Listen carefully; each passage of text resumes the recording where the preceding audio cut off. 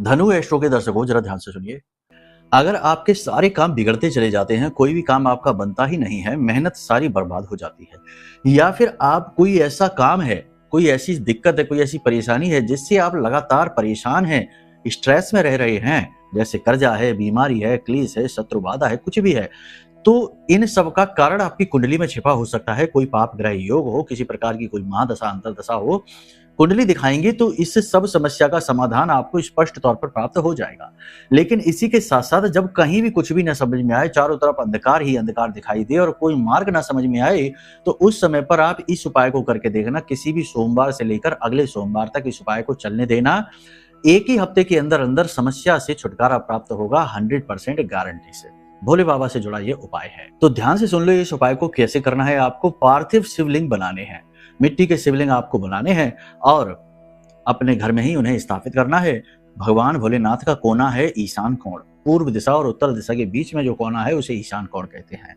अगर आपके घर में बेलपत्र का पौधा है तो उसके नीचे स्थापित करिए और पूजा करिए भगवान की विधि विधान के साथ में। और इसी के साथ साथ गाय के घी का दीपक वहीं जलाइए। फिर मिट्टी का ही एक ऐसा गोल, जैसे मिठाई के पेड़े होते हैं, ऐसा एक पेड़ा बना लेना। ठीक है, इस पेड़े को वज्र कहते हैं। इस पेड़े को बनाकर उस शिवलिंग के ऊपर रख दीजिए। ठीक है, शिवलिंग के ऊपर जब आप इस पेड़े को रखेंगे तो आपको भगवान से निवेदन करना है कि हे प्रभु, हे भोले बाबा, हमसे इस समस्या के बोझ को अब ढोया नहीं जा रहा है, इसलिए हम ये बोझ आपको दिए देते हैं। आप चाहे कुछ भी करिए, कैसे भी करिए, इस बोझ से हमको मुक्त करिए। हम आपके आश्रय हैं, आपकी शरणागत हैं, आपके भरोसे हैं।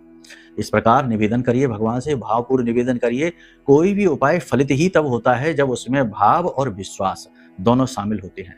किसी भी चीज की कमी रहती है तो उपाय फलित नहीं होते हैं। ठीक है, क्योंकि उपाय कोई चीज नहीं है, जैसे कि किसी दुकान पर रखा कोई सामान नहीं कि उठा के पकड़ा दिया और काम चल गया। उपाय ऊर्जाओं का संतुलन है। आपके जीवन में तकलीफ है क्योंकि कोई किसी प्रकार की ऊर्जा जो है वो असंतुलित है। उपायों से उस ऊर्जा को संतुलित करने की कोशिश की जा रही है, बस यही है। तो इसमें भाव होना और विश्वास होना बहुत जरूरी है। अब जब आप वहां बैठकर निवेदन करें तो उसके साथ साथ आप रुद्राक्ष की माला से ओम नमः शिवाय मंत्र का 11 माला जाप और शिव चालीसा का पाठ और कर लें। लगातार 7 दिनों तक इस क्रिया को करते रहें। बाबा के पास बैठें और वहीं पर बैठकर आपको भगवान का पूजन करना है और फिर इसी प्रकार माला जाप करना है, निवेदन करना है। पेड़ा जो ऊपर आपने रखा है उसे रखा रहने दें।